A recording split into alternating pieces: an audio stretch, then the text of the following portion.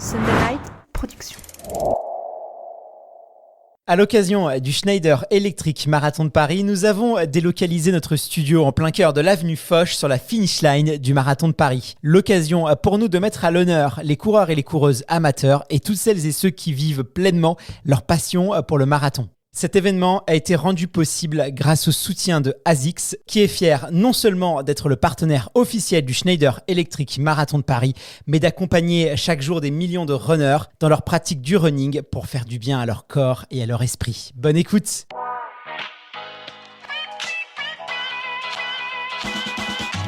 Bienvenue sur le podcast Dans la tête d'un coureur, l'émission de toutes celles et ceux qui aiment courir. Trail, route, piste ou encore triathlon, chaque lundi, venez améliorer vos connaissances sur l'entraînement, l'alimentation et la préparation mentale du coureur tout en vous amusant. Bonne écoute!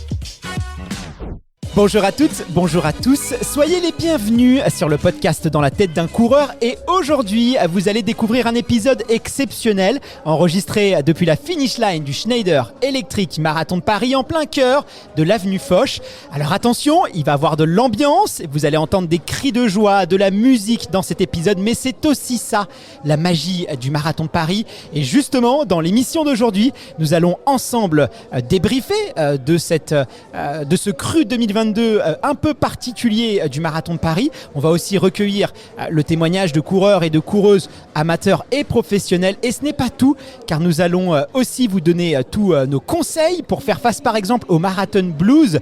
Vous savez, ce petit blues après le marathon que certains coureurs peuvent avoir. Ou encore vous donner nos recommandations, ceux qu'on entend rarement mais qui sont pourtant essentiels pour réussir à la perfection une prépa marathon. Comme ça, si vous voulez vous aussi vous lancer ou améliorer votre prépa, vous allez tout savoir.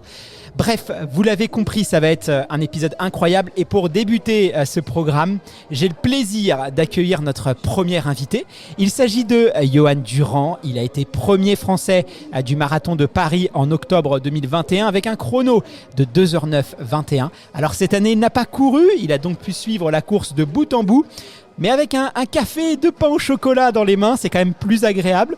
Johan, est-ce que tu vas bien ? Je sais que tu as un petit peu couru, tu étais du côté du Bois de Boulogne. Est-ce que je crois que tu es venu en trottinette, c'est des péripéties, mais tu es là. Je suis là, je suis à l'heure, mais ça a été galère. Ouais. C'est vrai que Paris, c'est la fête, c'est l'ambiance et tout, mais pour ceux qui courent pas, qui veulent visiter Paris, c'est pas le bon jour aujourd'hui parce que là, toutes les routes sont bouchées. Hein. Ah c'est sûr. C'est pour les coureurs aujourd'hui. Pour visiter Boulogne, le Bois de Boulogne. Ça avait un lien avec le marathon au moins ? Tu as visité au Bois de Boulogne, rassure-moi. Oui, c'est ça. C'est là où c'est dur, où il faut encourager les athlètes. C'est là où c'est le plus dur, le 35e. Ah, effectivement. Et la petite côte d'Auteuil aussi. Ouais, moi, j'aime bien mettre là pour encourager les copains. Ah, là, c'est là où ça pique. Johan, ça fait 6 mois que cette édition sépare celle de 2021, octobre, parce qu'on a eu 2 éditions assez rapprochées du Schneider Electric Marathon de Paris, puisque la précédente a eu lieu exceptionnellement au mois d'octobre en raison du report lié à la crise sanitaire. Alors, en octobre dernier, souviens-toi, tu as couru cette édition-là. On avait des conditions exceptionnelles avec une météo, un grand ciel bleu. Il y avait 9 degrés, il y avait quasiment pas de vent.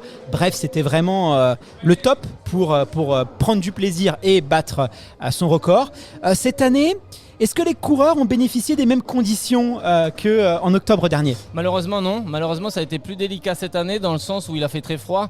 Les coureurs sont partis avec des températures entre 0 et 2 degrés quand ils sont partis à 8h15 ce matin, avec un petit vent de nord en plus qui soufflait sur entre 10 et 15 km/h suivant les rafales. Donc c'est un petit vent léger qui malgré tout peut être handicapant pour l'élite quand on est sur des parties pas abritées comme le bois de Vincennes ou le bois de Boulogne. Mais après c'est le froid qui certainement a joué et qui tétanise les muscles sur le départ et qui voilà, il vaut mieux du froid que du chaud, mais malgré tout, il vaut mieux la température idéale. On le sait, pour marathon, c'est une dizaine de degrés, et là, on était plus proche du 0 que de 10. Alors, c'est vrai qu'on était au départ tout à l'heure. D'ailleurs, dans quelques instants, on va découvrir le magnéto qu'on a enregistré avec les coureurs qui s'apprêtaient à s'élancer sur marathon.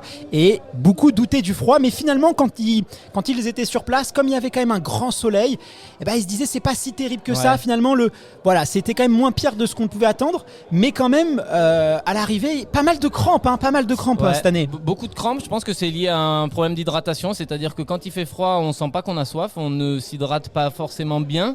Et du coup, les crampes musculaires arrivent sur un manque d'hydratation ou même de ravitaillement, de gel ou de choses comme ça. Et ça c'est lié au froid, c'est lié au froid, vous n'avez pas le sentiment de transpirer, vous n'avez pas cette sensation de soif qui arrive et du coup vous négligez un peu les ravitaux sont peut-être un peu frais, ça aussi ça joue et vous vous dites je vais pas en boire beaucoup parce que l'eau est froide et au final à l'arrivée ça peut jouer sur les crampes musculaires et ça joue sur la performance. C'est vrai que j'ai entendu énormément de coureurs se plaignre des crampes, donc toi le conseil que tu nous donnes si on doit courir et qu'il fait froid, surtout on pense à s'hydrater, c'est vraiment très important. Et côté populaire, est-ce que beaucoup de coureurs ont pris le départ? Est-ce que tu as quelques chiffres à nous communiquer sur cette édition 2022? Oui, donc le ASO avait vendu 45 000 dossards, il en a été retiré 37 000, donc ça veut dire qu'il y a 8 000 coureurs qui ne se sont pas présentés pour des causes personnelles. C'est le Covid aussi, il y a la reprise du Covid, il y a beaucoup de cas positifs aujourd'hui, on est sur une période, sur une courbe qui remonte un peu, donc il y a des coureurs qui se sont blessés dans la prépa, le Covid, des maladies, des choses comme ça. Après, il faudra voir le nombre de finishers exactement, mais c'est des chiffres. Voilà, c'est 2 marathons quand même assez rapprochés à 6 mois aussi, donc c'est aussi difficile des fois de se lancer des défis comme ça, de faire 2 marathons aussi proches. C'est vrai. Bon, après sur l'Harmonie Mutuelle Semi-Paris, il y avait eu beaucoup de participants et c'est vrai qu'il y a des gens qui ont été pénalisés par le Covid. Il y a eu aussi beaucoup de grippe, beaucoup de gastro cette année, parce Exactement. que les défenses immunitaires, comme on est resté un peu confiné avec des masques, les défenses immunitaires se sont un petit peu affaiblies et donc on a une recrudescence des maladies. C'est peut-être ça ce qui explique ces 7000 no-show, qui est vrai, qui est 20-30% en plus que ce qu'on a l'habitude d'avoir. J'espère que nos auditeurs sont en bonne santé. En tout cas, si c'est pas le cas, on vous souhaite un bon rétablissement. Du côté des coureurs et des coureuses élites français, cette année, on annonçait peut-être 2 records nationaux en danger, celui de France et celui de Suisse. J'imagine, avant qu'on parle de ces records, qui devaient quand même avoir une densité importante, non? Parce que quand on veut un record, il faut aussi qu'il y ait l'adversité, parce que c'est quand même utile. On retrouvait qui justement sur la ligne de départ, côté masculin et côté féminin, côté français? Côté français, on avait Mourad Amdouni, on avait Julien Wanders qui a la double nationalité mais qui du coup peut prétendre au record de France. Et après on avait des jeunes garçons qui visaient la qualification pour les championnats d'Europe, à savoir Michael Gras et Abderrazak Sharik. Ça s'est passé de façon différente pour certains, mais il y avait un bon petit plateau de Français. Le marathon de Paris attire toujours les Français, il faut le savoir, c'est le marathon qu'il faut faire quand on est Français et qu'on veut démarrer sur la distance. C'est parfait pour démarrer, c'est pas le plus rapide, mais c'est celui où vous êtes à la maison et vous pouvez gérer un peu plus facilement que sur un autre marathon. Côté record, alors je le disais à l'instant, on prévoyait un record de France, pourquoi pas un record de Suisse. On annonçait aussi un duel entre Mourad Amdouni et le jeune Suisse Julien Wanders. Il y avait aussi des petits messages sur les réseaux sociaux. On avait pu voir qu'il y avait pas de la tension, mais une petite rivalité naissante. Athlètes, Voilà, donc forcément, les observateurs, nous on regardait ça, on s'est dit qu'il va y avoir un peu de bagarre. Comment est-ce que ça s'est passé? Est-ce que finalement ils ont fait la course ensemble est-ce que record du national il y a eu? Le record est tombé avec Mourad Amdouni qui a fait 2,5 22. Donc nouveau record de France qui efface des tablettes Benoît Z avec son 2,636 de 2004. Donc très très fort, mais c'était prévisible parce que dès la veille il avait annoncé vouloir partir avec le premier groupe. Julien Wanders était un peu plus en retrait, a dit qu'il partirait avec ses lièvres. Il est venu avec son équipe, avec sa team. Il avait prévu de passer un petit peu moins vite que Mourad et que le groupe de tête. Donc c'était l'humilité aussi de découvrir le marathon. Julien est venu dans cette optique-là et malheureusement pour lui, il a découvert le marathon puisqu'il a eu quelques petits soucis et Julien termine en 2h11,50. Et puis pour Mourad, c'est dans la logique de ce qu'il a fait depuis quelques années avec un premier essai ici à Paris en 2,9, les Jeux Olympiques à Tokyo et puis là il fait 2,522, donc nouveau record de France et très très très grosse perf. Très grosse preuve, d'autant plus qu'il est parti effectivement avec les leaders, le groupe de tête. Avec il est à la bagarre jusqu'au 35. On voit qu'il a des problèmes de ravitaillement pour le coup. Il loupe le ravitaillement du 30, du 35, du 40. Il a du mal à prendre les bouteilles et ça le pénalise certainement pour jouer, pour matcher avec les 2 premiers. C'est dommage. Et pourtant, vers Boulogne, on a vu qu'il a essayé de relancer, qu'il a essayé de revenir sur le groupe de tête. Il est arrivé finalement très très près du podium. Il est sur le podium, il fait 3, mais il est proche de la gagne. On n'avait pas vu un Français aussi près depuis Benoît Z. Donc c'est très très fort. C'est une grosse perf. Et puis après, j'ai envie de saluer les autres perfs des Français aussi, avec Michael Gras qui fait une grosse course, et malheureusement Abderrazak Sharik qui se blesse un peu après le semi. Mais voilà, Zach est jeune, c'est que partie remise pour lui, il n'y a pas de souci. Zach qu'on recevra tout à l'heure dans le podcast. Pour Julien Vanders, il s'est arrêté 2 fois, quelques problèmes gastriques je crois, au niveau des intestins. Est-ce que ça, tu penses que ça peut aussi être lié au froid ? Exactement. C'est vrai que lui il s'entraîne au Kenya, donc il fait conditions climatiques, alors c'est pas non plus la canicule là-bas, mais les conditions climatiques sont quand même assez différentes. Tu parlais tout à l'heure des bouteilles d'eau qui peuvent être froides, voilà, et ça c'est vrai que les intestins ça peut les déstabiliser, surtout sur un marathon j'imagine. Exactement, c'est ça le problème du froid, c'est que voilà, si vous mettez pas votre maillot dans le short au moment du départ, si vous prenez un peu de vent sur le bas du ventre, si vous buvez de l'eau froide au premier ravito, au 5, au 10, et que vous êtes un peu stressé par la course, que voilà, ce sont des choses qui peuvent arriver, vous pouvez choper froid au ventre et du coup avoir ces espèces de crampes d'estomac qui vous pénalisent un peu. Donc c'est vraiment pas simple, c'est problématique quand il fait froid, donc c'est pour ça qu'il vaut mieux partir un petit peu couvert au niveau de l'intestin et garder cet endroit un petit peu au chaud. Ouais. Justement pour tous nos coureurs qui nous écoutent et qui peut-être le marathon de Paris, tu sais que c'est un peu la problématique, c'est qu'il peut faire très chaud, il peut faire très froid comme on a eu ce matin. Toi, quel conseil tu peux nous donner justement si on est confronté à ce type de course ? Est-ce qu'il faut par exemple bien s'échauffer ? Ouais. Il faut bien s'échauffer, hein. Quand on va partir par des températures comme ça de 0 à 2 degrés, c'était très important de s'échauffer, de rester couvert le plus longtemps possible, d'enlever ses vêtements au dernier moment et puis de mettre de la crème un peu chauffante, hein. Si vous n'avez pas l'occasion de courir, si vous êtes vraiment coincé dans le sas, il était important de chauffer les muscles avec de la baume chauffante. Vous savez, cette espèce de camphre là qui sent le sport, qui sent le vestiaire. Là on la sent bien, hein. Voilà, là on la sent bien. Et ça c'est très important pour chauffer les muscles et après surtout se servir des 4-5 premiers kilomètres qui sont favorables à Paris pour terminer son échauffement un petit peu, voilà, démarrer le marathon en terminant son échauffement avant de se lancer dans l'aventure. Johan, regarde derrière toi, il y a des centaines de milliers de coureurs qui sont en train d'arriver. Là c'est les 4h30, 5h, énormément d'émotions. On voit les sourires, regarde les gens qui se prennent dans les bras, il y a des gens en pleurs, c'est assez incroyable. Ça boite un peu, mais c'est l'émotion là. Ça transpire. Est-ce que toi ça te manque pas trop quand même aujourd'hui tu vois ? On en a parlé ce matin, on était tous les deux sur la ligne de départ au moment du coup de pistolet et c'est vrai que jusqu'à hier j'avais pas forcément envie de courir le marathon, j'y pensais pas. Et ce matin au moment du coup de pistolet je me disais putain mais ma place elle est là, on est motivé quand on est coureur, c'est toujours une source de motivation et frustrant de ne pas participer. On va te retrouver où maintenant ? C'est quoi la suite du programme, Johan ? Si tu peux nous partager un peu ton actu à venir. Alors de mon côté, ça va être les championnats d'Europe au mois d'août à Munich, qui ont lieu le 15 août à Munich, avec le marathon, avec l'équipe de France de marathon, avec 6 athlètes de l'équipe de France.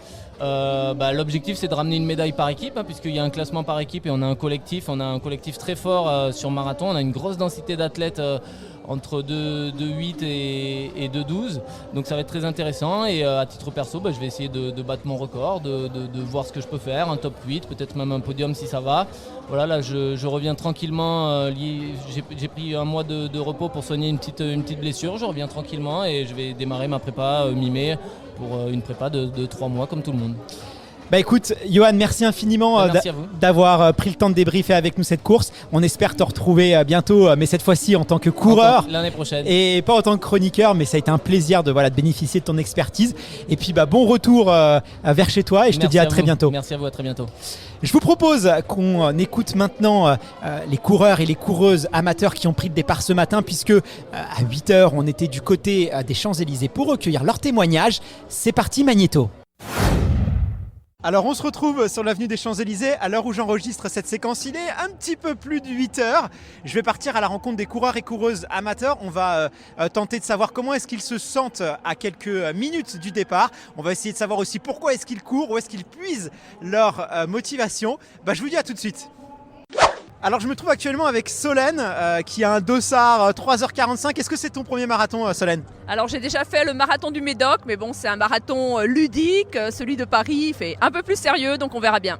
Là, l'idée, c'est plus d'aller chercher une petite performance, un petit record personnel, c'est ça? Parce que le marathon du Médoc, c'est plutôt, c'est plutôt le plaisir, on va dire. Le marathon du Médoc, on boit un peu de vin et tout. Là, on va plutôt essayer de boire de l'eau et de cavaler. Donc oui, c'est plus d'aller chercher un record personnel sans savoir de combien il sera. Mais voilà, être dans l'ambiance aussi, toute cette belle organisation et profiter un peu de la vue, des monuments, voilà, savourer.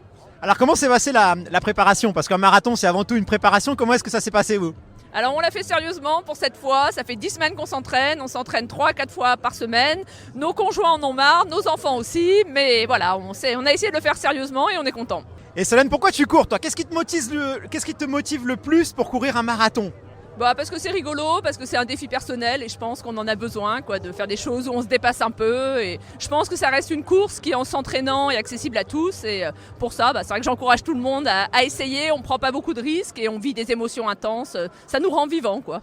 Eh ben écoute, je te souhaite une bonne course et puis profite à fond. À très vite. Merci. Alors je me trouve à quelques mètres des sas de départ. Je remarque déjà quelque chose, c'est qu'on voit beaucoup de coureurs avec des sacs d'hydratation. Ils ont de l'eau évidemment, mais aussi des petits gilets pour pas avoir froid, de la nourriture pour des gels pour les ravitaillements. Alors c'est vrai que c'est pratique, mais le problème c'est qu'on se rajoute quand même quelques grammes, voire même quelques demi-kilos en plus. C'est pas forcément l'idéal sur marathon. Moi je me souviens d'un randonneur qui disait dans un podcast que le poids du sac c'était le poids de nos peurs. Si on a peur d'avoir froid, eh bien on prend un sweat. Si on a peur d'avoir faim, on prend des gels, des barres. Et si on a peur d'être malade, on prend des médicaments. Voilà, je vous laisse méditer sur ça. À tout de suite. Alors je me trouve avec Amandine et Amaury, tous les deux dans le SAS 4 heures. Est-ce que c'est ton premier marathon, Amandine? Oui, c'est mon premier.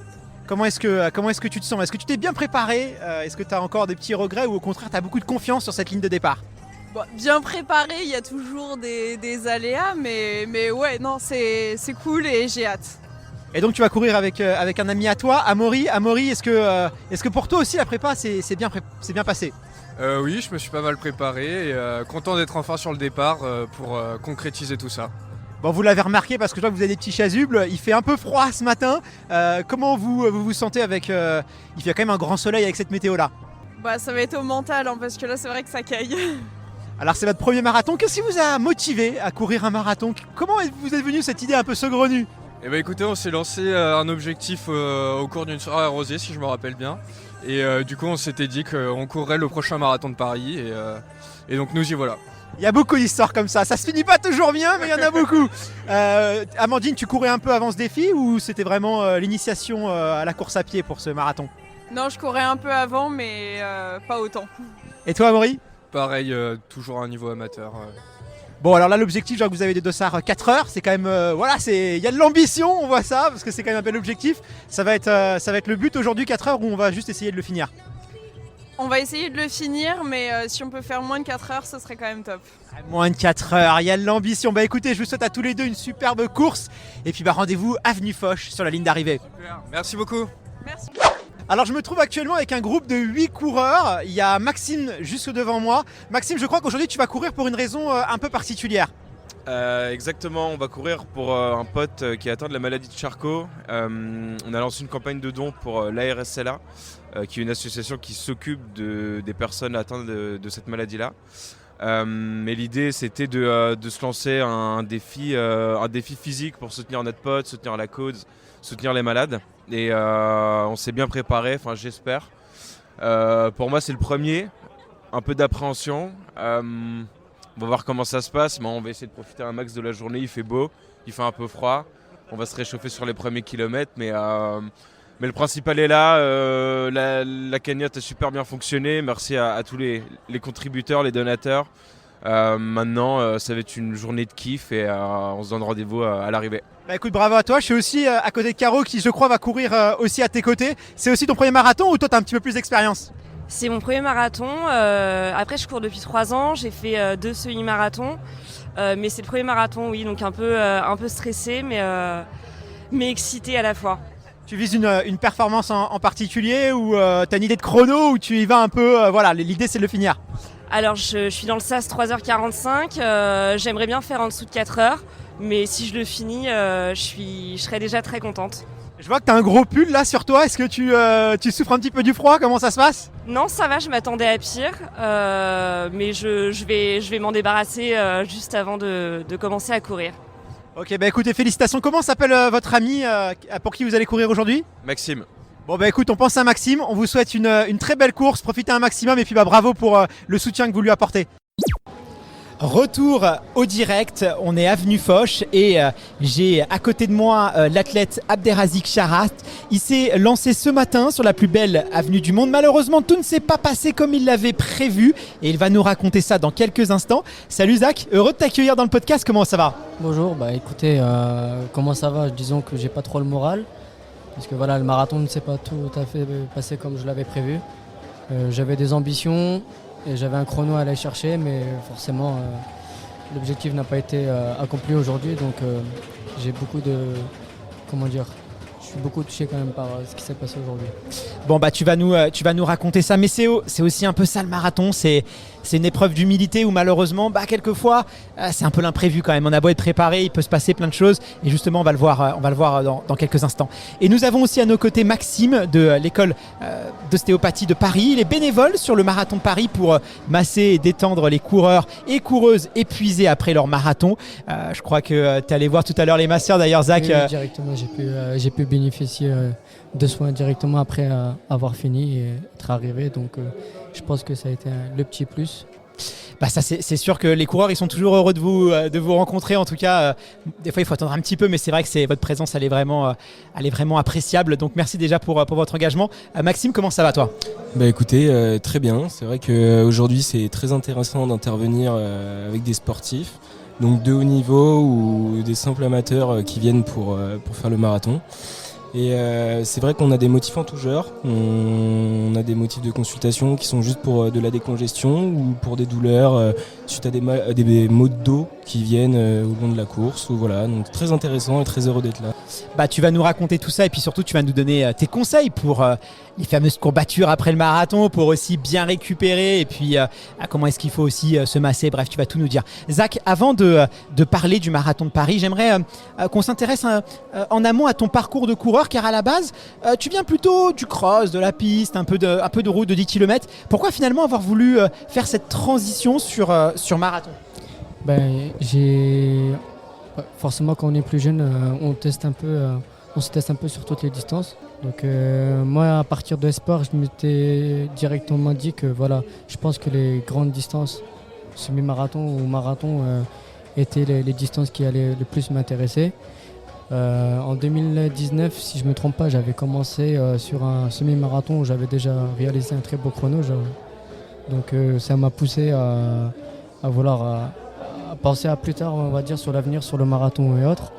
Et voilà, l'été dernier, je m'étais dit pourquoi pas prendre départ du premier marathon et que j'ai pu terminer en octobre dernier là, sur Paris, le même marathon. Et justement, comment ça s'est passé toi, aujourd'hui le marathon? Est-ce que tu peux nous raconter un peu ce qui t'est arrivé? Alors ça avait commencé déjà il y a 2-3 semaines. J'avais reçu une gêne parce que j'avais déjà commencé ma préparation depuis fin décembre, début janvier. J'étais déjà au Kenya, donc j'avais fait 7 semaines et en rentrant du Kenya, j'ai chopé le Covid malheureusement. J'étais comme reparti beaucoup début février et malheureusement dès que je suis rentré encore une fois, j'ai chopé la grippe. Donc voilà, la préparation marathon, ça prend 10 à 12 semaines, forcément c'est assez long, donc il peut se passer beaucoup de choses et pour moi, j'ai subi vraiment quelques à-coups. Et comme je disais, il y a 2-3 semaines, j'ai une courbature au mollet qui s'est transformée vite en une contracture et depuis, c'est toujours pas passé. Et forcément, aujourd'hui, avec mon mental de vainqueur, là, je me suis dit, me vaut quand même que je prenne le marathon de départ de Paris et puis j'essaye de faire comme je peux. Je pense que j'ai assez d'expérience en moi pour finir. Et finalement, arrivé au 23e kilomètre, il n'était plus possible pour moi de courir. Plus possible, en tout cas, si tu voulais finir un minimum sur pattes et te rétablir. Parce que comment justement est-ce qu'on prend cette décision-là? Parce que Tu sais que dans le monde du sport et même dans la société en général, on a tendance un petit peu à diaboliser l'abandon, puisque à juste titre, c'est vrai que ce qu'on aime dans la course à pied, en particulier sur marathon, c'est l'abnégation, c'est la persévérance. Mais quelquefois, et ça c'est la réalité, il faut savoir aussi dire stop. Là, c'est pas de la bobologie, c'est vraiment quelque chose qui met ma santé finalement en jeu. Et donc il faut savoir dire stop et s'arrêter. Comment est-ce que toi tu arbitres cette partie-là? Parce qu'on n'en parle pas souvent, mais c'est aussi important de dire aux gens, voilà, il y a des fois la chose la meilleure à faire, c'est de s'arrêter. Comment est-ce que toi tu as arbitré? C'est assez difficile quand même, parce qu'une fois qu'on se lance dans une préparation et qu'on a un objectif en tête, il est très difficile de refaire marche arrière. Donc, mais bon, comme on dit, mieux vaut arrêter, voilà, et voir les choses plus loin, que si j'avais continué encore, j'aurais pu peut-être faire quelques kilomètres et aggraver la chose. Donc je pense que ça a été l'une des points positifs aujourd'hui, et forcément assez déçu, mais ça m'apportera pour la suite.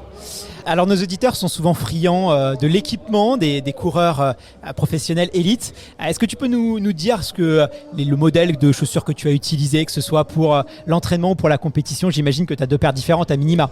Alors moi, en étant sponsorisé par ASICS, forcément là j'utilise un prototype de la marque qui n'est pas encore commercialisé et qui le sera dans quelques mois. Donc c'est une chance pour moi de pouvoir courir avec ces modèles-là. Mais voilà, sinon je suis un peu sur les chaussures que tout le monde peut prendre, entre guillemets, des chaussures basiques ou des chaussures à carbone. Finalement, les athlètes élites s'entraînent, bon là tu as des prototypes, mais c'est quand même assez un peu plus rare, sinon tu t'entraînes avec les mêmes chaussures que monsieur et madame tout le monde. Oui, tout à fait. De toute façon, nous on fait l'objet, entre guillemets, de la communication de la chaussure et autres, et puis derrière c'est pour toucher le grand public. Maxime, je me tourne vers toi. Tu t'occupes des coureurs et des coureuses qui finissent leur marathon en leur prodiguant quelques massages. Alors, je vois un peu les gens arriver pour venir te voir, et souvent ils arrivent en boitant. Il y a eu beaucoup de courbatures, de contractures aujourd'hui musculaires. Johan nous disait que ça pouvait être lié aussi au froid, au manque d'hydratation, parce que quand il fait froid, on pense peut-être à s'hydrater un petit peu moins. Moi, j'ai l'impression qu'il y a eu beaucoup de coureurs qui ont connu cette difficulté-là. Est-ce que toi aussi t'en as entendu vu, pardon. C'est vrai que là, on a entendu beaucoup de coureurs qui avaient directement des congestions dès les premiers kilomètres et qui parlaient directement du froid en fait. C'est vrai que le changement de température qu'il y a eu là en une semaine, ça a beaucoup joué sur les articulations, sur le système vasculaire, etc. Donc voilà, vraiment, nous ce qu'on a à leur conseiller, c'est vraiment de l'hydratation, donc des antioxydants, vraiment essayer de faire de la cryothérapie, de mettre beaucoup de froid sur les muscles, les articulations pour prévenir, bien sûr. Et voilà, donc c'est vrai qu'on est là dans le but de vraiment faire de la décongestion et de la mobilisation articulaire. Mais voilà, c'est... Et est-ce que Zach, du coup, a bien fait de s'arrêter avec ces douleurs qu'il avait? Est-ce que toi, tu recommandes vraiment? Parce que qu'est-ce qu'on risque finalement si on va jusqu'au bout? Là, justement, ce qui est bien, c'est que Zach a préféré prévenir que guérir, donc ce qui est vraiment bien. Et c'est vrai que si, comme il avait dit, il avait continué, est-ce qu'il n'aurait pas fait une déchirure? Parce que là, il est au stade de la contracture. Mais est-ce que le muscle ou le tendon n'aurait pas lâché? On ne sait pas. Et déchirure, là, c'est un mois et demi d'arrêt. On peut plus rien faire. On peut même pas faire du vélo. Plus que 3 mois repos d'arrêt, total. etc. Et c'est vrai, on peut même pas faire de sport en décharge comme de la natation ou quoi. C'est vraiment du repos pur. Justement, toi, quel conseil tu nous donnes? Il y a beaucoup de marathoniens, là, on les voit derrière nous. Demain, ils vont, à mon avis, un peu boiter. On le voit souvent dans les métros. Même là, il y a des petites marches. On voit que les coureurs ont beaucoup de difficultés.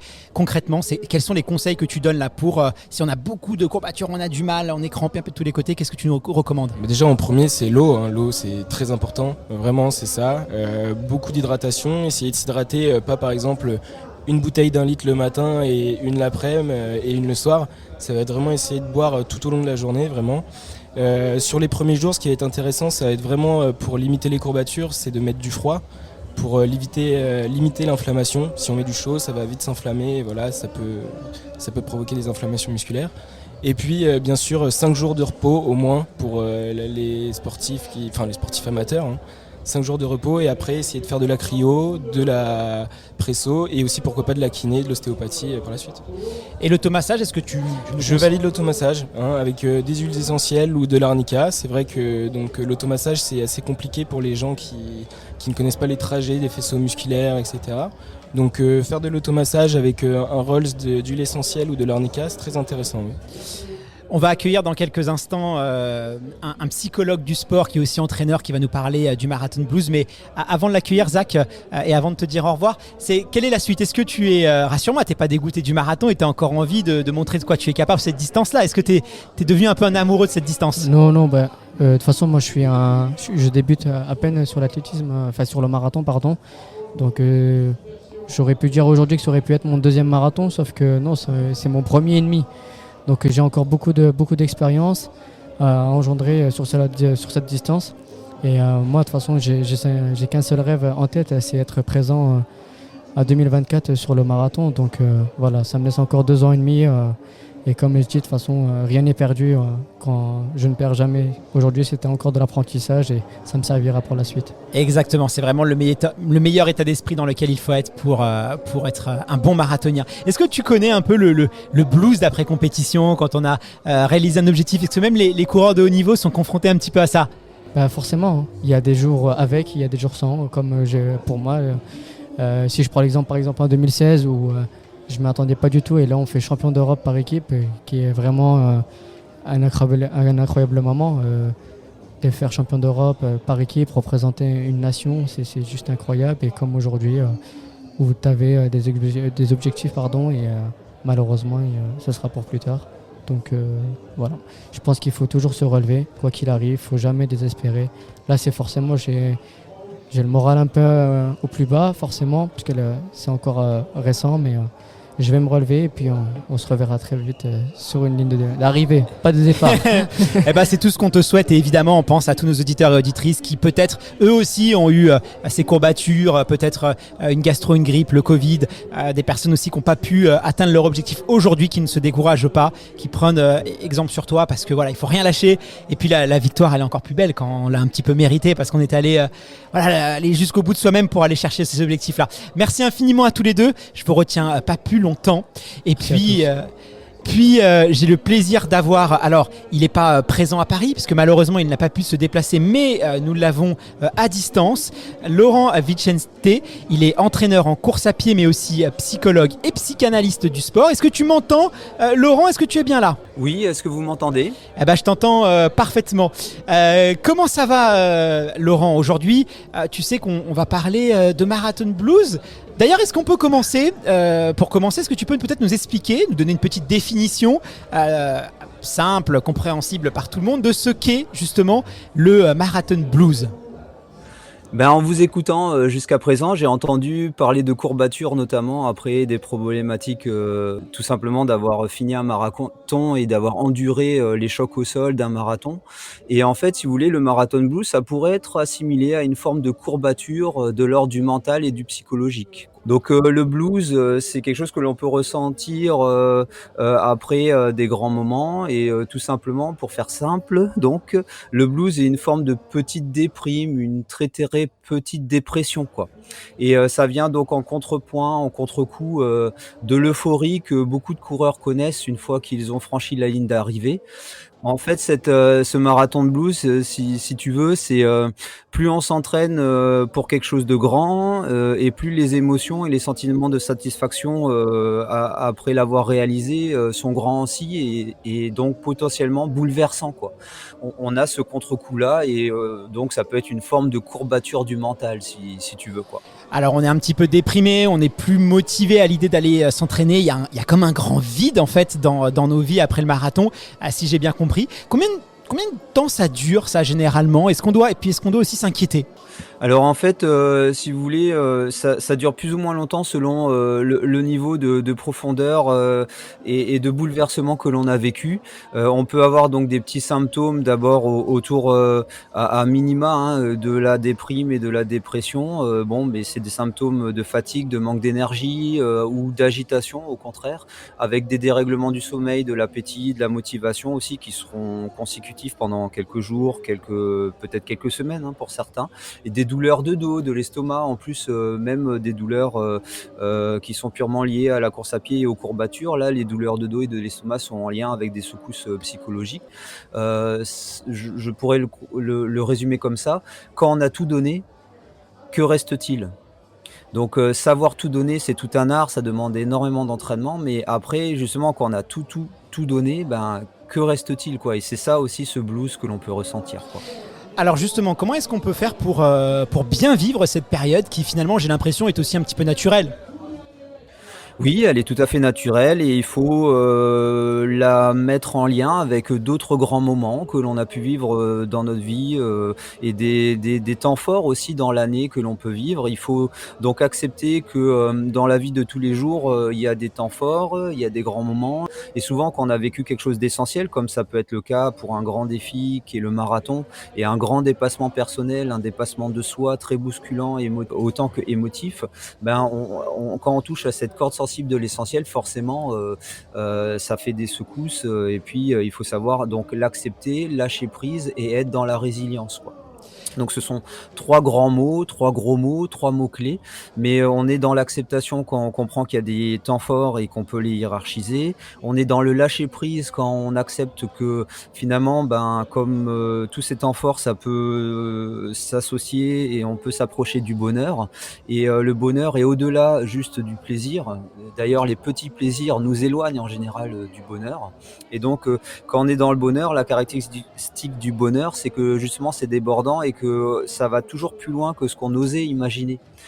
Et après, il faut rentrer dans le cadre de la résilience, c'est-à-dire la capacité de rebondir. Et en général, ça, c'est l'entraînement qui nous permet de comprendre ce qu'il en est de nos ressources et de nos qualités, ainsi que nos défauts à travailler en entraînement également pour qu'ils aident à se transformer en qualité.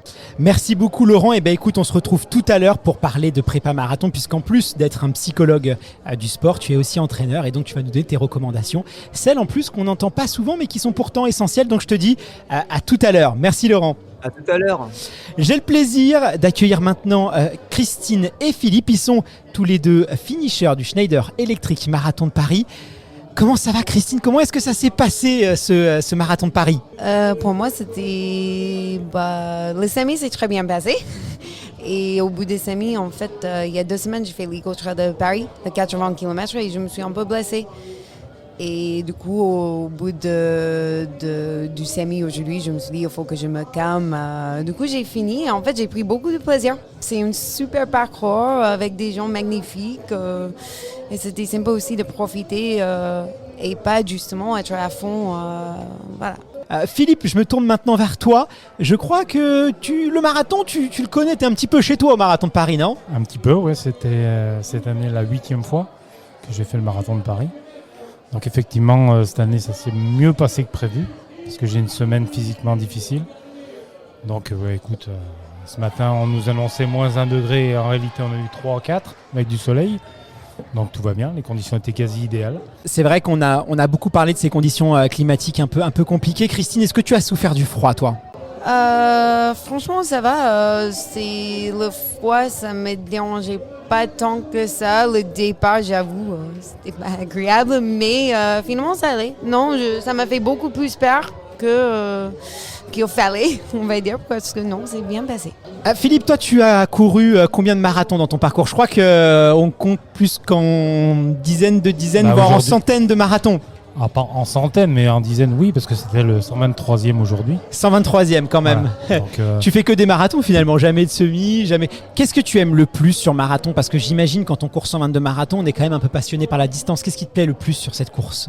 Alors moi, je crois que sur marathon, ce qui me plaît le plus, c'est qu'on court pour soi-même avant tout.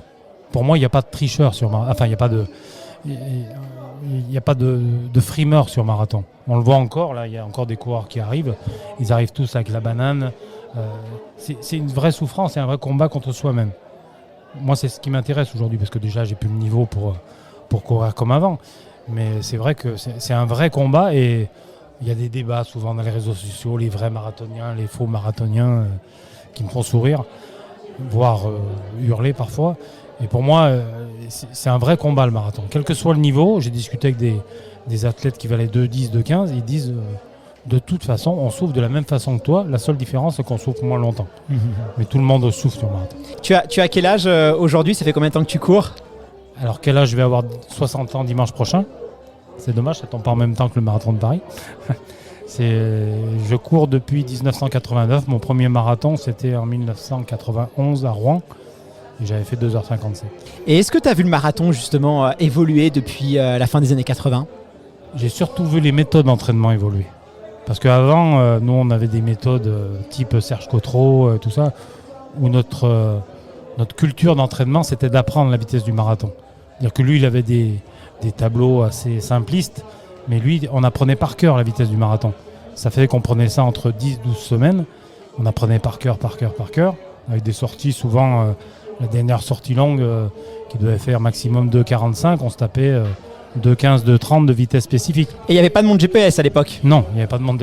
D'ailleurs, il disait tu prends ta voiture, tu vas marquer les kilomètres, tu emmènes ta bouteille d'eau un peu partout sur le parcours et tu t'entraînes comme ça. Mais à l'époque, on ne faisait pas ce qu'on fait maintenant, parce que moi, des fois, je vois des méthodes d'entraînement, des 30-30, des séries de 20 x 200. Il faut qu'on m'explique à quoi ça sert, quoi. Christine, je me tourne vers toi. Je sens que tu as un petit accent. Tu nous viens de l'autre côté de l'Atlantique, si mes informations sont bonnes. Bah oui, c'est ça. Je suis américaine, mais ça fait... là, ça va faire 11 ans que je suis en France. Et bah, du coup, justement, en fait, c'était mon 8e marathon aujourd'hui. Et 7 de ces 8 marathons sont le marathon de Paris. Ah, c'est lequel le 8e alors ? Dublin. En fait, c'était mon premier Dublin. T'as pas couru New York, Boston ou Chicago alors ? Non, j'ai jamais fait une course aux États-Unis. Ah bah tu peux pas encore comparer. Je crois que t'as aussi des enfants, donc tu as dû allier prépa de l'éco-trail, du marathon avec la vie d'une jeune maman. Comment est-ce que ça s'est passé cette prépa ? Est-ce qu'on arrive à tout concilier ? Vie de famille, vie professionnelle, le temps aussi avec les amis et la préparation d'un objectif comme ça. J'imagine que ça doit quand même pas être facile tout le temps. Non, c'est pas facile tous les temps. Effectivement, j'ai un fils qui a 5 ans et une fille qui a 4 ans. Du coup, oui, j'ai 2 enfants et en plus 2 jeunes enfants prochain âge. Et j'avoue d'enchaîner le Eco-Trail avec le Saint-Élion avant, après le Eco-Trail, après le Marathon de Paris. J'ai la chance que j'ai un mari qui me soutient dans mes objectifs parce que ça, c'est super important. Mais j'avoue, oui, tu perds un peu le côté social. Voilà, mais c'est pas très grave parce que j'ai envie d'avancer, j'ai envie de voir où je peux pousser mes limites. Du coup, ça se passe bien, mais par contre, il faut être assez carré dans le planning de la semaine. Alors justement, comment est-ce que tu t'organises ? Est-ce que tu mets tes séances sur le planning ? Est-ce que tu as vraiment des temps qui sont par compartiment ou au contraire, quand tu as un peu de temps libre, comme ça au feeling, tiens, les enfants se sont couchés un petit peu plus tôt, mon mari rentre un peu plus tôt, allez, je vais courir. Comment ça se passe ? C'est très organisé ou c'est plutôt intuitif, toi, tes entraînements ? En fait, au début de la semaine, j'ai une coach et du coup, il m'envoie le planning de la semaine. Après, il me dit lundi, c'est ça, mardi, c'est ça, mais à chaque fois, je dois changer dernière minute parce que finalement, en fait, j'ai plus de temps, j'ai moins de temps, ça change beaucoup. Après, il y a quelques sorties qui sont vraiment fixées, mais non, c'est vraiment un petit puzzle chaque semaine. Le secret, c'est savoir s'adapter, c'est vraiment ça. C'est ça. Il faut vraiment, vraiment s'adapter et c'est aussi les enfants et la famille avant tout. C'est ça le plus important. Philippe, je me tourne vers toi. Jusqu'où tu vas aller ? Est-ce que tu vas essayer d'aller atteindre les 150, 200 marathons ? Est-ce que tu sais quand peut-être un jour tu arrêteras de courir ? Comment tu vas ? Est-ce que tu veux courir jusqu'au bout ? Ah oui, moi je vais essayer de courir jusqu'au bout, sachant que maintenant, contrairement à Christine ou à d'autres qui sont à fond dans la performance, c'est très bien parce qu'ils ont le niveau pour le faire. Moi aujourd'hui, je prends au coup par coup. C'est vrai que le confinement, moi, j'avais pas fait de marathon quasiment pendant 2 ans. Donc quelque part, c'était un manque. Le plus important, c'était le faire 100e parce que c'était une sorte de défi. Après, si j'arrive au 150, c'est très bien. Si j'arrive au 200, ça sera encore mieux. Mais j'ai pas cet objectif-là en tête. Et ton marathon préféré, tu en as fait 122. J'imagine que tu as dû courir à travers la France, à travers peut-être l'Europe. Est-ce qu'il y en a peut-être 2 ou 3 qui sont importants pour toi ? Paris, j'imagine, aujourd'hui, c'est aussi symbolique. Paris, de toute façon, c'est un marathon qui est souvent critiqué, comme les Français savent le faire. Mais au niveau organisation, au niveau marathon, il n'y a rien à dire. C'est vraiment le top du top. Après, c'est vrai que contrairement à Christine, moi, j'ai couru 6 fois aux États-Unis. Moi, le marathon mythique que j'ai fait, qui m'a le plus plu, c'est Boston. Ah, Boston plus que New York. Du coup, tu as fait New York et Boston, moi, c'est vraiment... Moi, si tu veux, si j'avais un classement à faire sur les majors, parce qu'il me manque que la médaille de Tokyo, malheureusement, pour avoir la grosse, j'espère le faire l'année prochaine. Moi, si je fais un classement, je mets Boston en premier et Londres en deuxième. Qu'est-ce qui te plaît le plus à Boston, justement ? Déjà, c'est un marathon sur qualification. puis c'est le plus vieux marathon du monde. Puis symbolique aussi avec les États-Unis où Absolument. c'est l'Independence Day. Exactement. Après, il y a des passages mythiques, Wesley College ou d'autres. Mais c'est vrai que c'est un super marathon. On parle de l'ambiance aussi qui apparemment qui est assez C'est incroyable. un truc de fou. Après, il y a Londres pour moi aussi qui est Près d'1 million de personnes dans les rues. Extraordinaire. Berlin aussi, j'imagine. Voilà. New York, on y va parce que c'est dans l'imagerie populaire. Puis on y va peut-être plus pour la ville en elle-même que sur le marathon. Si on fait le marathon, c'est vrai que quand on discute, tu parles de nombre de marathons, quand tu discutes avec tout le monde, si tu n'as pas fait New York, tu n'es pas un marathonien. Tu as beau en avoir fait 300. Bon, bah écoute, ça me donne envie. Il y aura peut-être d'ailleurs une surprise pour nos auditeurs et auditrices pour le marathon de Boston, mais je n'en dis pas plus. Christine, quel est le prochain objectif? Est-ce que tu cours avec tes enfants d'ailleurs? Tu sais, avec les poussettes, je sais que c'est des choses qui existent, qui se font de plus en plus. Il y a les Civex notamment qui sont très utilisés. J'ai fait une centaine de kilomètres avec mes enfants, mais le problème, c'est qu'ils commencent à être trop grands et ils sont trop lourds.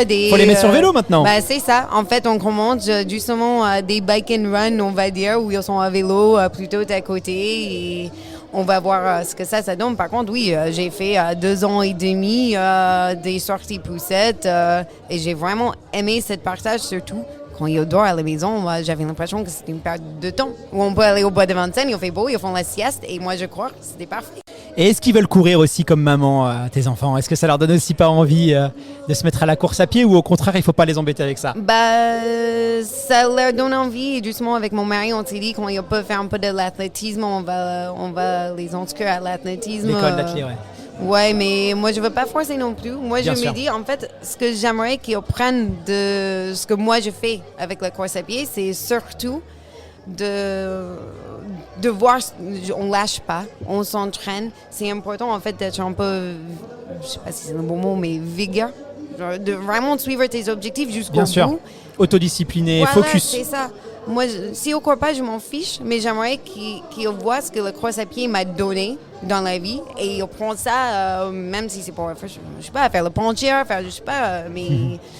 Toi, tu penses, Philippe, que la course à pied, ça t'a apporté... Est-ce que tu penses que tu serais un homme différent si tu n'avais pas connu la course à pied? Ça t'aide à beaucoup de choses. Moi, j'ai connu des périodes difficiles dans ma vie personnelle et professionnelle. C'est le meilleur des médicaments. Quand tu es en pleine dépression et tout, plutôt que d'avaler du Temesta ou du Valium, tu prends une paire de baskets et même si c'est difficile, c'est le meilleur des médicaments. On dit que tu crées des endorphines, c'est pas une imagerie populaire, c'est une réalité. Moi, je sais que ça m'a sauvé de plein de choses. Bien sûr, merci infiniment à vous deux. Je vous retiens pas plus longtemps. Je vous laisse aller récupérer tranquillement. Et justement, il y a quelques heures, on est allé recueillir le témoignage de tous ces finishers qui sont juste derrière nous là, qui continuent à arriver. Il y a des sourires. Je vous jure, c'est un vrai bonheur à voir. Et on est allé leur demander comment ça s'est passé. Et on vous laisse découvrir leurs réponses. C'est parti, Magnéto.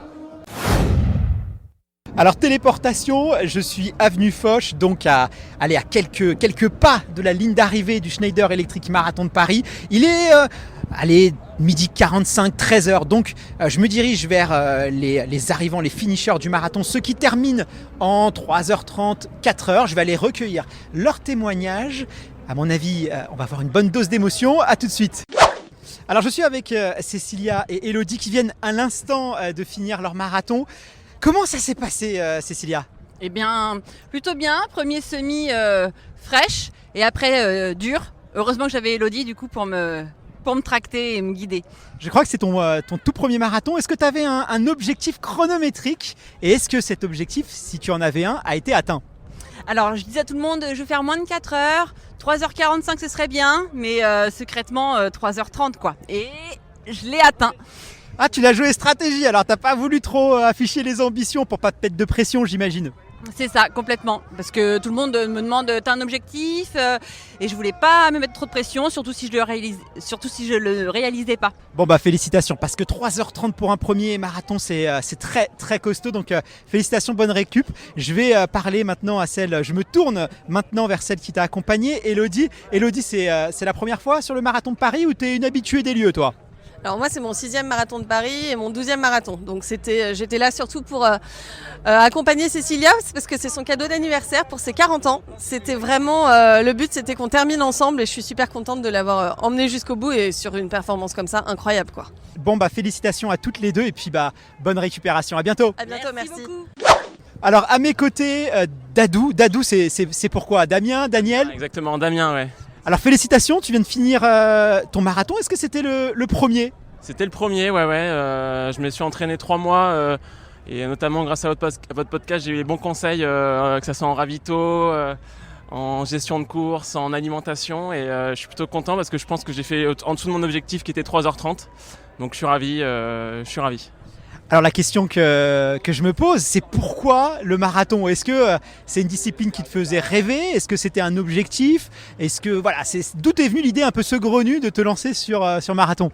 Alors c'est un ami qui m'a lancé le challenge parce qu'on est sportifs ensemble et je pense que c'est l'un des plus beaux challenges humains et sportifs qu'on peut avoir et pouvoir dire je suis marathonien, c'est quelque chose de très spécial et l'émotion qu'on a en arrivant elle est indescriptible. Justement, comment est-ce que tu t'es senti quand tu es arrivé avenue Foch avec le tapis vert, le fameux tapis vert que tous les marathoniens de Paris connaissent? Qu'est-ce qu'on ressent à ce moment-là?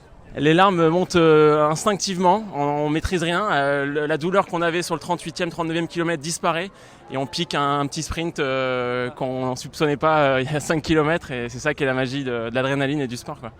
Bon félicitations. Est-ce que tu as un nouvel objectif en tête ou pour l'instant c'est repos et il ne faut plus te parler de course à pied? Dans quel état d'esprit tu es? Selon les conseils dans la tête d'un coureur, je vais me reposer un petit peu. Et l'objectif peut-être ça c'est un triathlon ou un autre marathon à l'étranger pour coupler avec un beau voyage. Voilà. Bon écoute, c'est tout ce qu'on te souhaite. À très bientôt et bonne récupération. Alors je viens de croiser Camille et Pat. Camille qui vient de Bordeaux je crois. En tout cas tu as un maillot bordelais. Bordeaux attelé, ouais. Alors est-ce que c'était ton premier marathon à Paris? Oui, mon premier. C'était difficile. On a failli pas prendre le départ tous les deux parce que Pat avait une contracture et moi je me suis blessée il y a 10 jours. Donc ça a été compliqué et je pense que ça fait au moins 20 km au mental. Donc voilà. Donc tu as pris le départ malgré la blessure. Est-ce que tu avais déjà un diagnostic? Est-ce que tu savais c'était pas trop grave de courir? Est-ce que ça a été prudent de courir? En tout cas tu as terminé, donc bravo. Oui, alors là pour le coup j'ai fait médecin, cryo, ostéo et j'ai eu le go de mon médecin parce que c'est une tendinite du moyen fessier et comme il est accroché au niveau du TFL, du coup c'était la réaction en chaîne, mais je me suis dit que après 12 semaines de prépa hyper intense, ça aurait été trop dommage de passer à côté. Bon et toi Pat, tu l'as soutenu un petit peu? Oui, on fait les entraînements ensemble et c'était son premier marathon, donc j'avais la mission d'essayer de lui faire un marathon et donc on a fait tous les entraînements ensemble. Ça dure à peu près 2 mois et demi d'entraînement intense avec des allures et tout et voilà, un petit couple s'est créé et on a pris plaisir de faire ça et encore plus grand plaisir maintenant de l'avoir amené au bout et qu'elle ait réussi. Bon félicitations à vous deux et puis bonne récup, à bientôt. Merci beaucoup. Merci beaucoup. Bon, je me redirige vers l'espace presse. Je peux vous dire qu'il y a des sourires, il y a des larmes, il y a des gens qui s'embrassent, qui se prennent dans les bras. C'est assez incroyable. Il y a aussi des gens très épuisés qui vont avoir besoin de quelques minutes, voire quelques dizaines de minutes pour bien récupérer. Mais c'est vraiment une émotion extrêmement intense. Ça donne envie. Franchement, je vous dis petite émotion parce que j'aurais aussi aimé être à leur côté, peut-être un jour. Mais voilà, je retourne faire mon émission et je vous dis à tout de suite. Retour au direct, on met à l'honneur les coureurs et les coureuses amateurs aujourd'hui dans l'émission et c'est vraiment un bonheur à écouter. J'ai le plaisir d'avoir maintenant à mes côtés Maïva Danois qui vient à l'instant de terminer son 2e marathon. Bonjour Maïva, c'est un plaisir de revoir de tes nouvelles puisque on s'était laissé au mois d'octobre pour ton tout premier marathon, ça s'était très très bien passé. Comment ça va aujourd'hui? Bonjour à tous, toujours heureuse de revenir parmi vous dans l'after-marathon. Voilà, le 2e, donc une 2e expérience et ça s'est très très bien passé. Je suis très contente de mon chrono. Justement, est-ce que tu peux nous raconter comment s'est passé ce marathon? Alors, le premier, généralement, on ne sait pas trop à quoi s'attendre. On s'attend souvent au pire, on a peur du mur, on a peur de la petite défaillance musculaire, la petite courbature. Là, j'imagine que tu étais peut-être un petit peu plus sereine. Dans quel état d'esprit tu étais sur le départ? Je l'avais beaucoup plus préparée que le premier. Après, voilà, je connaissais déjà Paris, ses difficultés sur le parcours, donc je ne découvrais pas ce marathon. Et puis voilà, non, ça s'est bien passé. Ça a été difficile sur la fin, très très difficile. L'arrivée dans Boulogne, plus dur que l'année dernière. Donc là, je suis partie sur des allures beaucoup plus élevées, parce que l'objectif, c'était de faire 2h40. Et ça a été très dur sur la fin. Mais voilà, très contente de ce chrono malgré tout. Pas forcément du coup le chrono fixé, mais c'est aussi ça, le marathon, c'est une épreuve d'humilité. C'est tomber, c'est se relever, c'est essayer, c'est réessayer. C'est ça aussi la magie du marathon. Complètement, mais de toute façon, quand on termine la ligne d'arrivée, il y a un shot d'émotion, hein, on entend dans les voix des gens, c'est assez incroyable et on le ressent. Mais c'est vrai que il faut rester humble face à la discipline et quoi qu'il arrive, c'est un apprentissage. Là, je refais 2h45, mais tellement différemment par rapport à mon premier marathon, que j'ai déjà envie d'en recourir un nouveau pour vraiment faire descendre le chrono.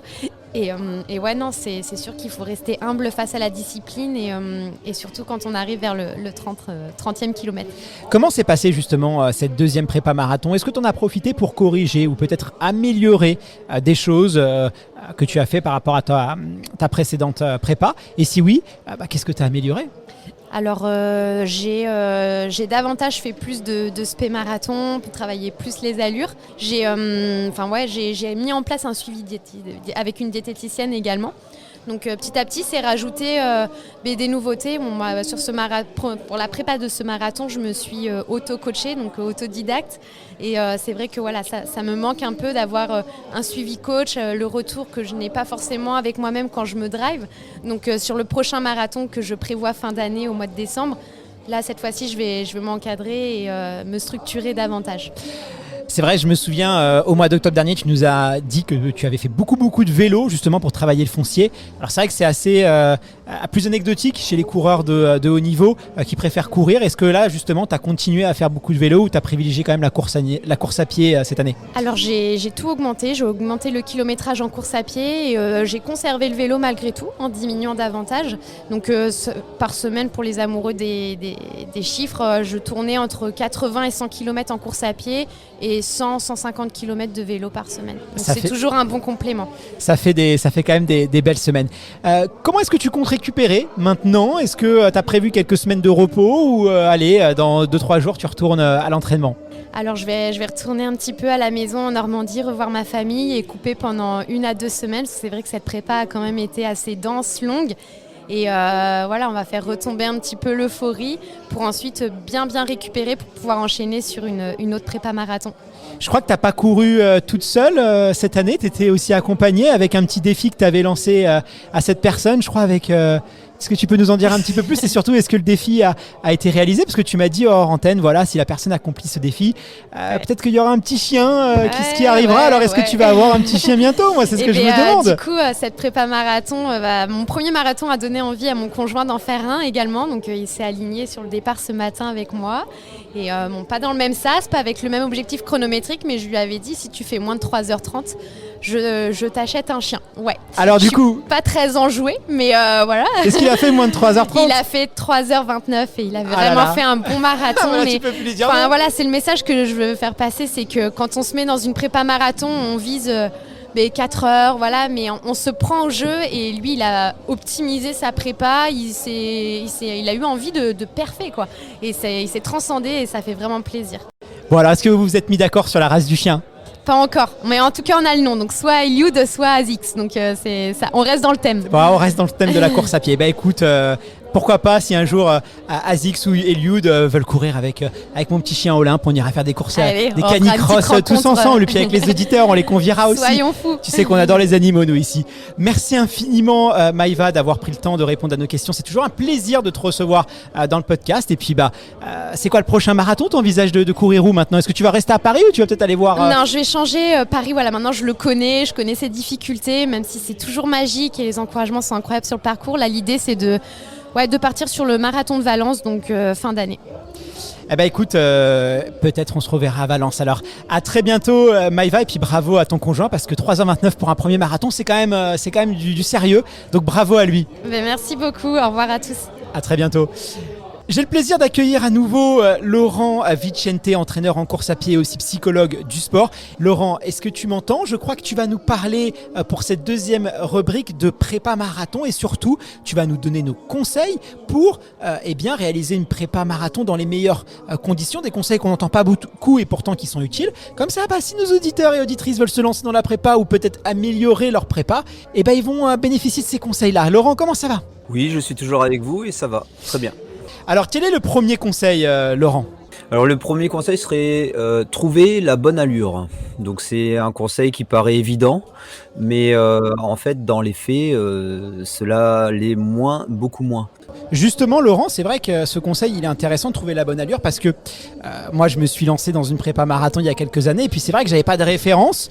Donc, tu fais un peu ça au doigt mouillé parce que tu es obligé de choisir des allures d'entraînement. Et puis, souvent, t'en as qui vont être un peu ambitieux, d'autres un peu moins.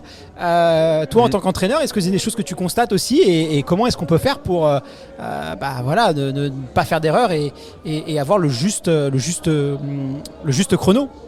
Oui, en fait, tout simplement, je vous dirais quand on part un peu au doigt mouillé, comme tu dis, et que on essaye, on s'essaye, on n'est pas sûr. On n'est jamais sûr de rien, on est d'accord, mais on peut quand même optimiser notre projection.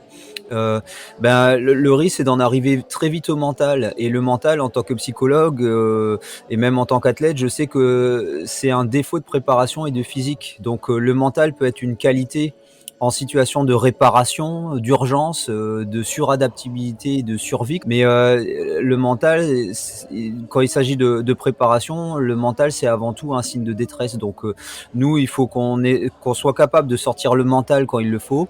Mais avant tout, on va sortir la calculette et on va rentrer dans du comportemental et on va bien se comporter à l'entraînement pour pouvoir évaluer les bonnes allures, quoi. Après, pour répondre aussi à ta question, en effet, on constate qu'il y a 5 types de profils de coureurs. Le premier, ce serait, on va dire, l'optimiste. Je l'ai choisi en premier tout simplement parce que comme on part tous trop vite, même quand on fait attention, on part toujours trop vite. On se voit toujours un peu plus beau, plus fort que l'on ne l'est, ou alors on suit la masse et la masse est toujours plus beau, plus forte qu'on ne l'est nous-mêmes. Donc en partant trop vite, on est un peu comme l'optimiste, lui qui a du mal non seulement à ne pas partir trop vite, mais en plus de ça à ne pas garder une allure trop rapide, même sur toute une première moitié de course par exemple. Et donc cet optimiste-là, il doit gagner beaucoup en sagesse pour pouvoir trouver la bonne allure et la garder. Et donc le deuxième profil, ce serait le pessimiste. Lui, c'est tout l'inverse. Il a du mal à se faire mal, même à rentrer dans le dur de l'effort. Il a du mal également à se faire confiance, n'atteint que très difficilement le rythme de croisière d'une course, de par sa personnalité, son profil psychologique en fait. Et il n'a pas l'habitude de se pousser, par manque de confiance peut-être, ou même par autosabotage. Des fois, on est beaucoup dans l'autosabotage et on préfère se tirer une balle dans le pied, rater un entraînement, soit les chronos, soit carrément rater les entraînements. Après, le troisième profil, ce serait l'anarchique. L'anarchique, c'est quelqu'un qui a des hauts et des bas alternés entre l'optimiste et le pessimiste un peu des fois. Il va atteindre les hauts de l'optimiste et en même temps les bas du pessimiste. Le tout et son contraire est dans un enchaînement dans tous les sens tout au long de la course. Donc c'est quelqu'un un peu de foufou, une personne hyper combative aussi qui se relance souvent et qui peut être très influençable, notamment par les applaudissements ou l'adversité au coude à coude ou la volonté de bien faire ou aussi les ravitaux, ralentir et accélérer et avec des mesures, quoi. Donc forcément l'anarchique lui aussi, comme tous les profils, il y a du pour et du contre, mais l'anarchique c'est quand même celui qui cumule le plus de contre et le moins de pour, on va dire. Donc il faut gagner en sagesse et en constance. Alors quelqu'un qui peut être une force de constance et une forte personnalité forte de constance, c'est l'économe, le profil économe. C'est une personne qui sait s'économiser, des fois même à une extrême, comme pour le vélo, on emploie le terme sucer la roue, des gens qui sucent la roue peut-être même un peu trop, avec un manque d'altruisme peut-être. Et les économes sont donc économes aussi en relations humaines, des fois par manque de cet altruisme-là.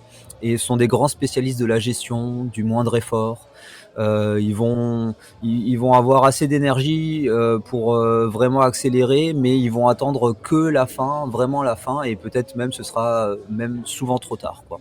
Et après, il y a le profil expert. Donc, soit parce que ce sont des personnes très analytiques, très ingénieurs intellectuels, qui donc intellectualisent, protocolisent tout en avance.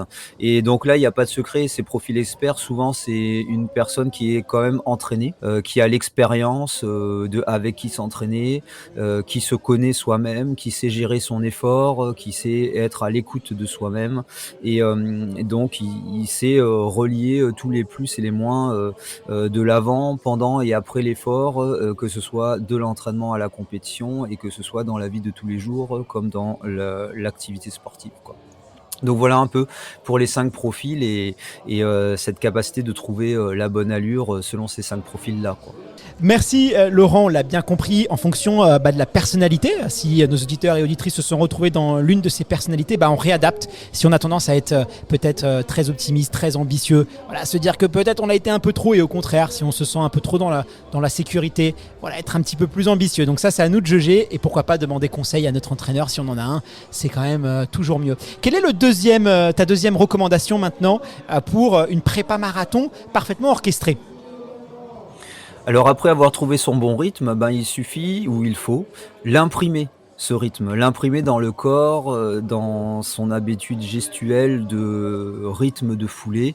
Et ça, cela demande un autre temps d'entraînement. Donc c'est pour ça que la préparation à une compétition pour atteindre son maximum, et a fortiori le marathon, qui demande beaucoup de régularité sur le long terme, demande un double temps. Le premier temps, celui de trouver son allure, et le deuxième temps, c'est celui de l'imprimer dans son corps une fois qu'on l'a trouvé.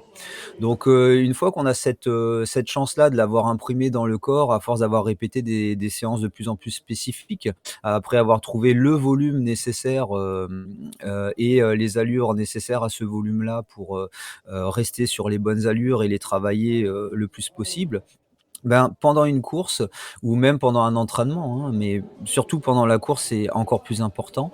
Le moindre à-coup va nous permettre de savoir retrouver le rythme. Si on a un ralentissement ou une accélération en lien avec du vent, avec des ponts, des tunnels, des relances de groupes où on se dit, on a peur de se retrouver seul entre deux sous-groupes, et on se dit je ralentis ou je réaccélère pour rejoindre un groupe ou me faire rattraper par un groupe. Au moindre à-coup, aussi court soit-il, on est tout de suite capable de retrouver ce rythme-là parce qu'on l'a imprimé. Après, la moindre difficulté ou la moindre défaillance, ça arrive beaucoup en fin de course, forcément là on est peut-être plus capable de rattraper le rythme, de retrouver ce rythme-là, mais en tout cas on est capable de savoir qu'on le perd. Et dès qu'on le perd, on est capable de rapidement se repositionner. Et soit on relance le rythme et on s'y essaye, soit on révise tout de suite à la baisse nos allures, et là aussi on s'est assez entraîné à l'entraînement de 5 en 5 secondes par kilomètre. On sait comment rétrograder en douceur comme un vélo qui a 24 vitesses plutôt que d'en avoir 3, quoi. Donc on est capable, en imprimant la bonne allure, de savoir quand est-ce qu'on est à sur-régime ou à sous-régime, et on est capable de donc s'adapter, savoir si on va tenir ou non. Et donc l'objectif, c'est de pouvoir courir un peu à l'aveugle, parce que notamment pour le marathon de Paris, il y a notamment des tunnels. Les tunnels, on perd même la trace GPS pendant un petit moment, et peut-être que GPS a du mal même à retrouver la trace. Et donc pendant 1-2 km, on peut se retrouver complètement désaxé. En plus de ça, après on cherche à, pourquoi pas, s'asseoir sur les panneaux, se replier sur les panneaux d'affichage qui eux ne sont pas précis non plus, donc on commence à se désorganiser avec le manque de lucidité en lien avec la fatigue d'avancement de course. Bref, il faut quand même savoir garder son rythme, savoir se relancer sans avoir un GPS et une montre qui nous time complètement à l'allure, de façon les yeux fermés, quoi. Il faut savoir courir les yeux fermés, mais avec de grandes sensations, en étant à l'écoute de ses propres sensations. D'accord, donc voilà, c'est vrai que C'est vrai qu'aujourd'hui, on est assez dépendant de nos montres GPS et on écoute un peu moins ces sensations. Donc c'est important dans une prépa marathon, quand on fait une séance allure marathon, d'essayer de s'imprégner intuitivement de cette allure-là. Parce que tu l'as dit, il y a les tunnels où on peut perdre le signal GPS. Mais moi, ça m'est déjà arrivé sur des courses, des 10 km, des semi-marathons. Il y avait tellement de coureurs et des fois, on est en plein centre-ville avec les immeubles. Eh bien, on capte pas le GPS. Et là, on peut être très vite paniqué. Et moi, j'ai déjà fait une course où je suis parti sans GPS. Et donc, si on n'a pas mémorisé, si on n'a pas confiance en notre capacité à bien gérer nos allures, même sans montre, ça peut devenir problématique. Donc, ça, c'est à l'entraînement que ça se prépare. Quel est maintenant le troisième conseil, Laurent ? Tout simplement, je parlerai de la variation. C'est un maître mot pour une bonne préparation. La variation, je parle pas trop de variété. Souvent, la variété, on peut l'entendre comme une capacité de changer d'activité, mais souvent, ça peut manquer de liant et de sens. Donc, bien entendu, la variation est une forme de variété, mais je parle de variation surtout pour un sport cyclique, donc répétitif, et un sport individuel au risque d'être monotone. Le mot variation, je le trouve plus intéressant. Donc, le but, c'est de varier les allures, donc à l'entraînement, de varier les temps de course, de varier la météo, les temps de météo où on va s'entraîner par tous les temps, de varier les types de sol, de varier les types de chaussures aussi. Donc avec un gros volume que nécessite le marathon ou la prépa marathon, la variation elle est encore plus nécessaire parce qu'il faut trouver beaucoup plus de motivation, il faut être beaucoup plus dans la prévention des blessures, il faut être capable donc d'avoir un volume journalier, hebdomadaire, mensuel assez calibré, et pour ça il faut aussi varier les disciplines du mieux possible. Il faut également trouver les moyens de varier la qualité d'une préparation intégrale, intégrant donc des efforts purement physiques et des efforts purement de récupération également. Donc la variété, c'est pour moi, et la variation, c'est pour moi le maître mot, quoi. Effectivement, Laurent, et c'est vrai qu'il faut varier, il faut savoir s'entraîner de jour, de nuit, il faut savoir s'entraîner quand il fait beau, quand il pleut, quand il fait froid, quand il fait chaud, parce que voilà, on l'a vu ce matin par exemple, 2 degrés, et donc si on n'est pas habitué à courir dans le froid, on n'a pas nos repères. Pareillement quand il fait chaud, et souvent on ne peut pas avoir la certitude de la météo. Donc voilà, même quand il pleut, un jour où vous vous entraînez, vous vous dites « Ah, j'ai pas envie de m'entraîner », non, justement, c'est un moyen de s'entraîner, de s'habituer à cette pluie, parce que si le jour J, il pleut lors de votre marathon, au moins vous aurez testé ces conditions-là, l'entraînement, et ça c'est très important. Donc on varie. Quel est le dernier conseil que tu vas nous donner, Laurent ? Ce 4e conseil. Donc je dirais souvent accepter la surprise. Donc se faire surprendre, accepter de tolérer l'inconnu et savoir laisser agir le corps et la pensée dans un sens de la suradaptation, non, mais de l'adaptabilité, oui. On peut encore reparler, comme le sujet d'avant, de résilience à ce moment-là ou de capacité d'adaptabilité maximale, quoi. Donc acceptons la surprise, celle à la fois de l'euphorie de fin de course, comme celle du débordement intérieur des émotions que l'on peut vivre en fin de course ou une fois arrivé au moment où on est dans le relâchement total, et accepter après matériellement et mécaniquement tout l'ensemble des aléas, des écueils que l'on peut rencontrer sur le chemin, soit de notre préparation, soit ceux qui nous arrivent juste avant la ligne de départ, et de prendre le départ après le coup de sifflet de départ.